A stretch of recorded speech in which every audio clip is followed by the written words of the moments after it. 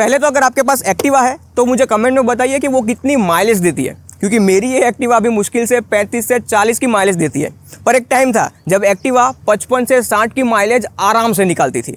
वैसे हम two wheeler में इसे कहते हैं बाइक, इसे कहते हैं स्कूटर, पर इन सब को हम एक्टिवा कहते हैं या फिर एक्टिवा के जैसा, जो मॉपेड से थोड़ी हाई कैपेसिटी में और स्कूटर से थोड़ा लाइट वेट होता है। मतलब कि एक पूरी प्रोडक्ट कैटेगरी को ही एक्टिवा का नाम मिल गया। और ऐसा इसलिए होता है जब कोई प्रोडक्ट की एक्सपोनेंशियल सेल्स होती हो, उसके ऊपर लोगों का ट्रस्ट हो और दूर दूर तक कोई भी टक्कर देने वाला कंपटीशन ना हो। तो आपकी जानकारी के लिए मैं बता दूं कि एवरी मंथ करीब 2 लाख जितनी एक्टिवा सेल होती है।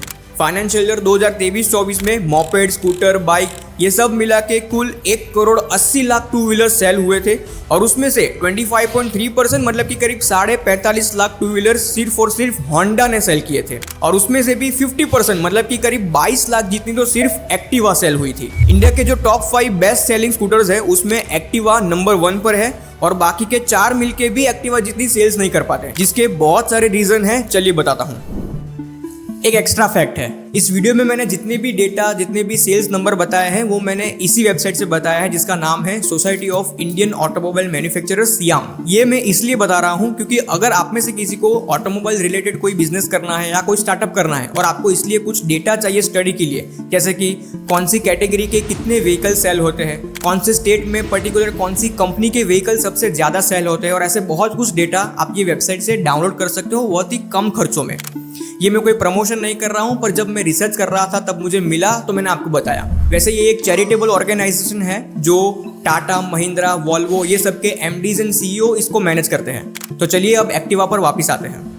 देखिए, एक्टिवा वो कोई नया इनोवेशन नहीं था, पर फिर भी वो इतना सक्सेसफुल हुई जिसके पीछे एक ही मेन रीजन है कि एक्टिवा वो एक अल्टीमेट रिफाइंड प्रोडक्ट थी। एक्टिवा के लॉन्च होने के पहले होंडा के काइनेटिक चलते थे और साथ में टीवीएस की स्कूटी चलती थी और उसके भी पहले बजाज के चेतक स्कूटर चलते थे। और चेतक स्कूटर तो लोग इतने परचेस करते थे कि उसको लेने के लिए 5 से 6 साल का वेटिंग पीरियड चलता था, पर फिर भी वो सब में कोई ना कोई प्रॉब्लम थी। तो मैं आपको वो सारी प्रॉब्लम बताता हूँ और उसके सामने एक्टिवा ने क्या चेंज किया वो भी बताता हूँ। देखिए, बजाज का चेतक स्कूटर वो एक मेल डोमिनेटेड टू व्हीलर था जो इंडिया का सबसे पहला बजटेड फैमिली व्हीकल था, पर फिर भी उसके फीमेल यूजर्स ना के बराबर थे because of its hand shifting gears. क्योंकि हैंड गियर वाला स्कूटर सीखना वो थोड़ा हार्ड था और उसमें थोड़ी ताकत भी लगती थी और इसके लिए उसके फीमेल यूजर्स ना के बराबर थे। तो ये वुमन मार्केट पूरा खाली था, पूरी वाइट स्पेस थी जिसको किसी ने एड्रेस नहीं किया था। और इसको सॉल्व करने के लिए होंडा ने 1984 में काइनेटिक लॉन्च किया जो गियरलेस था और वजन में भी हल्का था और इसलिए इंडिया की वुमेन्स ने उसको बहुत पसंद किया। उसके बाद 1993 में टीवीएस ने भी अपनी स्कूटी लॉन्च करी और उसने भी फीमेल टू व्हीलर मार्केट को डोमिनेट किया, पर अब इंडिया के आदमियों को वो पसंद नहीं आया because of its plastic body और इसलिए एक्टिवा को बनाया गया मेटल बॉडी में और उसकी डिजाइन भी यूनिसेक्स बनाई गई जो मेल फीमेल दोनों जेंडर्स को अच्छी लगे। और एक्टिवा को गियरलेस बनाया गया ताकि मेल फीमेल दोनों उसको इजीली ड्राइव कर सके। ये काइनेटिक स्कूटी और चेतक स्कूटर इन सबके इंजन जो है वो 2 स्ट्रोक इंजन थे और इसकी वजह से उसमें फ्यूल एफिशिएंसी नहीं मिलती थी, मतलब कि उसमें माइलेज अच्छी नहीं आती थी। और टीवीएस स्कूटी का तो इंजन बहुत ही लो कैपेसिटी का था, 59.9 सीसी का, और ये भी एक प्रॉब्लम थी जिसकी वजह से उसके मेल यूजर्स बहुत कम थे। और इसको सॉल्व करने के लिए एक्टिवा का इंजन रखा गया 110 सीसी का और वो भी 4 स्ट्रोक। 2 स्ट्रोक और 4 स्ट्रोक में मैं बेसिक डिफरेंस आपको बताता हूँ कि जो 2 स्ट्रोक इंजन होता है उसमें इंजन में जब एक बार फ्यूल आता है वो बर्न होता है तो उसका फ्लाईव्हील एक बार रोटेट होता है, जबकि 4 स्ट्रोक इंजन में जब एक बार इंजन में फ्यूल आता है वो बर्न होता है तो उसका फ्लाईव्हील 2 बार रोटेट होता है, जिसकी वजह से फ्यूल एफिशिएंसी अच्छी मिलती है, अच्छी माइलेज निकलती है। एक एक्स्ट्रा फैक्ट है कि जो स्कूटी का इंजन है वो मेरे जैसे इंजीनियर्स को बहुत काम में आया। बहुत ही छोटा सा इंजन होता था 59.9 सीसी का। जब ये स्कूटी डिसकंटिन्यू हो गई और ये पुरानी होने के बाद जब लोग उसको डिस्कार्ड करते थे तब वो स्क्रैप में जाती थी।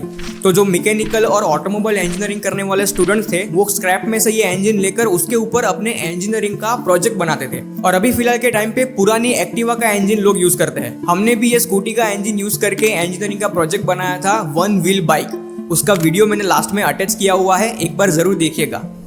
होंडा ने एक तो एक्टिवा को गियरलेस बनाया, प्लास्टिक के बदले मेटल बॉडी बनाई और यूनिसेक्स डिजाइन बनाई जो मेल फीमेल दोनों को अच्छी लगे। अच्छी कैपेसिटी वाला इंजन दिया जो 60 किलोमीटर पर लीटर की माइलेज भी देता था। पर फिर भी 2005-6 तक एक्टिवा या फिर ये कोई भी जो गियरलेस स्कूटर्स थे उसको फेमिनिन मोड ऑफ ट्रांसपोर्ट ही माना जाता था, क्योंकि माचो मैन सिर्फ बाइक ही चलाते हैं वैसी मान्यता थी उस टाइम पे। क्योंकि जब एक्टिवा लॉन्च हुआ 2001 में, ठीक उसी टाइम पे बजाज की पल्सर भी लॉन्च हुई थी और 2004 में धूम मूवी आने से बाइक का डोमिनेशन बहुत बढ़ गया था। तो ये एक्टिवा ज्यादा से ज्यादा लोग खरीदे और ये गियरलेस स्कूटर्स को आदमी भी यूज करे, इसलिए एक्टिवा ने अपनी एक पोजीशनिंग सेट करी। देखिए, दो टाइप की प्रोडक्ट होती है। एक होती है ब्रांड वैल्यू वाली प्रोडक्ट, मतलब कि जिसको खरीदते टाइम उसके फीचर्स नहीं देखे जाते, उसकी ब्रांड वैल्यू और उसकी मार्केट इमेज देखी जाती है। फॉर एग्जाम्पल वेस्पा खरीदने वाले लोग उसके फीचर्स नहीं देखते, पर वो लोग उसके कलर, उसका लुक और उसकी ब्रांड वैल्यू देखते हैं। और दूसरी टाइप की प्रोडक्ट होती है वैल्यू फॉर मनी प्रोडक्ट,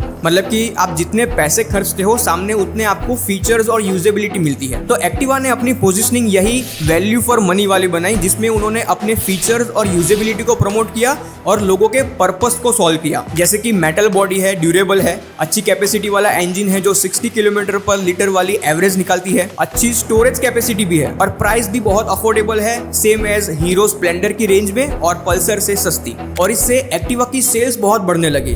जब 2001 में एक्टिवा लॉन्च हुई थी तब एक साल में उन्होंने सिर्फ 55,000 यूनिट ही सेल किए थे, पर धीरे धीरे वो बढ़ते गए और 15 साल बाद 2015 में उन्होंने कुल मिला के 1 करोड़ यूनिट सेल कर दिए और उसके सिर्फ 3 साल बाद 2018 में ओवरऑल 2 करोड़ यूनिट सेल कर दिए। उसके बाद कोविड आ गया और 2023 तक 3 करोड़ एक्टिवा सेल हो चुके हैं। आज जब 3 टू व्हीलर सेल होते हैं तो उसमें से 2 बाइक होती है और 1 गियरलेस स्कूटर होता है, और गियरलेस स्कूटर में भी 50% मार्केट शेयर एक्टिवा ने कवर किया हुआ है। आज जितने भी एक्टिवा के यूजर्स है उसमें से 33% फीमेल यूजर्स है और बाकी के 66% मेल यूजर्स है। तो ये जो गियरलेस स्कूटर में फीमेल डोमिनेशन था वो पूरा शिफ्ट हो गया। एक एक्स्ट्रा फैक्ट है कि एक्टिवा ने अपना इंजन इतना रिलायबल और ड्यूरेबल बनाया था कि आज भी आपको 20 साल पुरानी एक्टिवा रास्ते पर चलती हुई दिख जाएगी, जो शायद 1-1, 1.5 लाख किलोमीटर चल चुकी है और अभी भी चले जा रही है। वैसे होंडा ने 2008 में एविएटर लॉन्च किया था जो थोड़ा प्रीमियम साइड पर था, जैसे कि उसमें अलॉय व्हील थे, फ्रंट डिस्क ब्रेक थी, डिजिटल इंस्ट्रूमेंट क्लस्टर था और उसके नए मॉडल में तो रिमोट की भी थी और उसमें एलईडी लैंप भी था। पर फिर भी वो एक्टिवा के साथ टिक नहीं पाया और 2020 में उसको डिसकंटिन्यू कर दिया गया। होंडा के डियो की भी बहुत कम सेल होती है, साल की करीब 3-3.5 लाख यूनिट, क्योंकि उसकी जो डिजाइन है वो बहुत ही फैशनेबल और मॉडर्न डिजाइन है जो कॉलेज के स्टूडेंट्स को और यंगस्टर्स को ही पसंद आती है।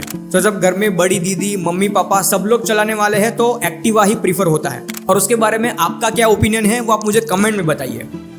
देखिए, इंडियन मिडिल क्लास को शो ऑफ से ज्यादा सहूलियत अच्छी लगती है। एक्टिवा के एफिशिएंट और ड्यूरेबल इंजन ने ऐसा ट्रस्ट डेवलप कर लिया कि जब हीरो होंडा का स्प्लिट हुआ 2010 में, उसके बाद भी होंडा को कोई परेशानी नहीं हुई एक्टिवा को सेल करने में, क्योंकि एक्टिवा की R&D होंडा खुद करता था और उसका प्रोडक्शन और उसका डिस्ट्रीब्यूशन हीरो करता था। 2010 तक एक्टिवा जो है वो Hero Honda as a joint venture के अंदर में सेल होती थी और उसकी वजह से होंडा एक्टिवा को हीरो की डीपली पेनिट्रेटेड डिस्ट्रीब्यूशन सिस्टम मिली। फिर जब 2010 में हीरो होंडा का स्प्लिट हुआ तब होंडा के अंडर में एक्टिवा आई और हीरो के अंडर में स्प्लेंडर आया। जब ये स्प्लिट हुआ तब हीरो के पास अपने कुछ 4000 जितने डिस्ट्रीब्यूशन आउटलेट थे और होंडा के पास सिर्फ 1200 ही टच पॉइंट्स थे। पर होंडा ने इतना एग्रेसिवली अपना एक्सपेंशन किया कि आज 2024 में हीरो के पास अपने 7000 जितने डिस्ट्रीब्यूशन आउटलेट है और होंडा के पास भी 7000 जितने डिस्ट्रीब्यूशन आउटलेट्स है। होंडा ने इतना एग्रेसिवली एक्सपांड किया अपने आप को कि वो हर दिन एक नया डिस्ट्रीब्यूटर ऐड करते थे। एक एक्स्ट्रा फैक्ट है कि हीरो होंडा स्प्लिट के 6 साल बाद 2016 में होंडा ने इतने एक्टिवा सेल किए कि हीरो स्प्लेंडर जो उस टाइम पे बेस्ट सेलिंग मोटरसाइकिल थी, जिसने 50% मोटरसाइकिल मार्केट को कवर किया हुआ था, उसकी भी सेल्स को बीट कर दिया। हालांकि उसके बाद होंडा को थोड़ी घबराहट भी हुई क्योंकि Honda motorcycle and scooter India HMSI उसका 55% सेल्स सिर्फ और सिर्फ एक्टिवा से आता था और बाकी की 45% सेल्स दूसरे टू व्हीलर से आती थी। तो अगर मान लो कि एक्टिवा की मैन्युफैक्चरिंग में, डिस्ट्रीब्यूशन में या फिर सर्विसिंग में कुछ भी ऊपर नीचे होता है, कुछ भी प्रॉब्लम आती है तो आधा धंधा बंद हो जाएगा। वैसे आपकी जानकारी के लिए बता दूं कि हीरो मोटर कॉर्प की भी 37% सेल्स सिर्फ और सिर्फ स्प्लेंडर से आती है। एक्टिवा के आने से और ऐसे दूसरी भी कई सारे गियरलेस स्कूटर्स आने से हमारे देश को और हमारे देश के मिडिल क्लास को बहुत फायदा हुआ। एक स्टूडेंट अपने गांव से 25-30 किलोमीटर दूर कॉलेज में जा सका पढ़ने के लिए, घर की महिलाएं दूर कोई बाजार में सामान लेने जा सकी और वो खुद ऑफिस भी जाने लगी, और आगे की फूड स्पेस में तो जो भी आ सकता था उसको ट्रांसपोर्ट किया गया, गैस सिलेंडर, बच्चे, लगेज बैग और बहुत कुछ। और बहुत लोगों को ये गियरलेस व्हीकल की वजह से रोजगार भी मिली। देखा जाए तो होंडा एक्टिवा ने पूरे तन मन धन से अपना एक्सपेंशन किया। तन मतलब कि ड्यूरेबल, एफिशिएंट और यूटिलिटी वाला व्हीकल बनाया। दूसरा मन मतलब कि एक ऐसी इंप्रेशन क्रिएट करी कि ये गियरलेस स्कूटर सिर्फ और सिर्फ फीमेल्स के लिए नहीं है, मेल्स भी बाइक के साथ ये गियरलेस स्कूटर्स यूज कर सकते हैं और उसकी वजह से आज कोई भी ऐसे मेल फीमेल व्हीकल वाली मान्यता नहीं है। और तीसरा धन मतलब कि ऐसा अफोर्डेबल प्राइस पॉइंट रखा जो टियर 2 और टियर 3 सिटी वाले लोग भी खरीद सके। और अभी आप मेरे इंजीनियरिंग के प्रोजेक्ट का वीडियो देखिए, पर उसके पहले अगर आपको ये वीडियो अच्छा लगा हो तो please like, share and subscribe कर लीजिए और मुझे इंस्टाग्राम पर @तन-मन-धन से फॉलो कर लीजिए, क्योंकि मैं ऐसे वीडियो बनाता हूँ जिससे आपको कुछ सीखने मिले तन मन धन से। अब देखिए वीडियो।